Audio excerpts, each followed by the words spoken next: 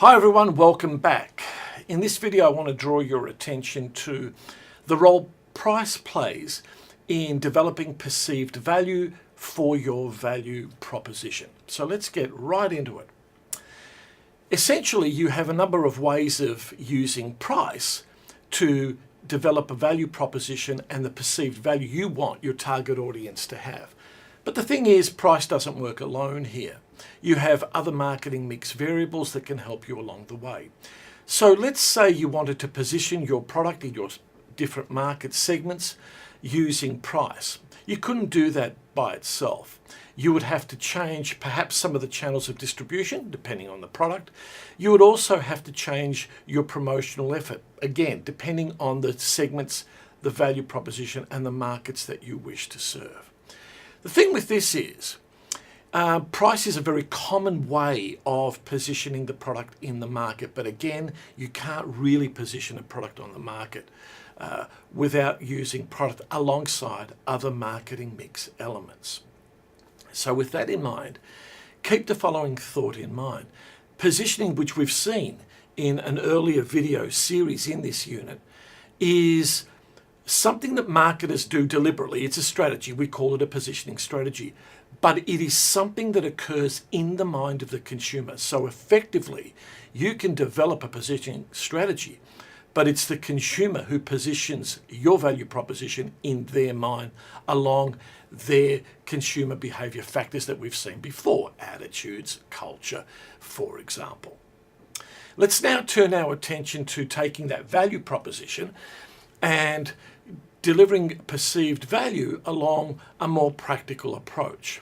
Think about your distribution channels, which I've mentioned a short while ago, and think about a basic product like a can of Coca-Cola. In a supermarket, it might cost 40 cents.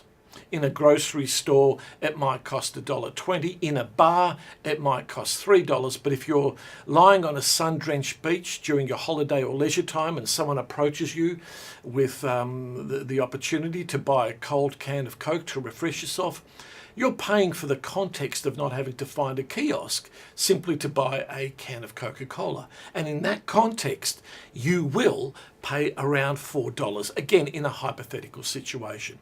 So there you have it. 5 or 6 different prices for the same value proposition, depending on the context and the distribution channels that you're using. With that in mind, let's set about setting a price. A common approach is the cost-based approach, and this is common because it's the easiest approach to use, and many small businesses use this approach.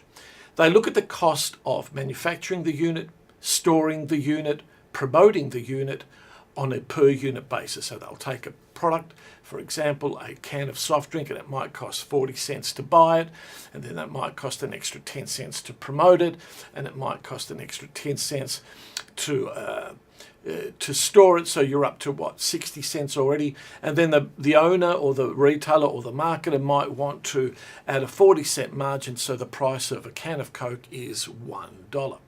Once again, very simple approach. It's basic mathematics.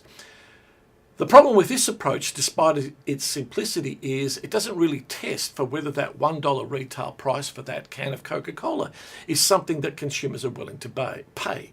In other words, it doesn't really reflect value. Value wasn't considered when setting the price of that product. An alternative approach, funnily enough, is what we call value-based pricing, and here we add value to the way we price the product. Yes, there's some costs involved, but the starting point is what would reflect value in consumers buying this product, and then set about thinking about whether $1 is a sustainable price for a can of Coke. Does it represent value for the market segments that we're targeting with this product at that price? If not, you might have to go back and start rethinking some of your costs to get your margin and your price a little lower in order to reflect the needs and the value perceptions of that segment in the market. A far more difficult approach is taking the value approach than coming up with optimum pricing. And that takes value and cost and other factors that we've seen in earlier videos, such as brand image. What brand image do you want your product to have, and what role does price play in developing that brand image? And then how do you use that brand image alongside price to position the product in the market? So that's just my little take on pricing and the perception of value, and some of the things that marketers grapple and tackle with every single day when dealing with pricing for their value proposition. Until the next video, thank you for watching, and bye for now.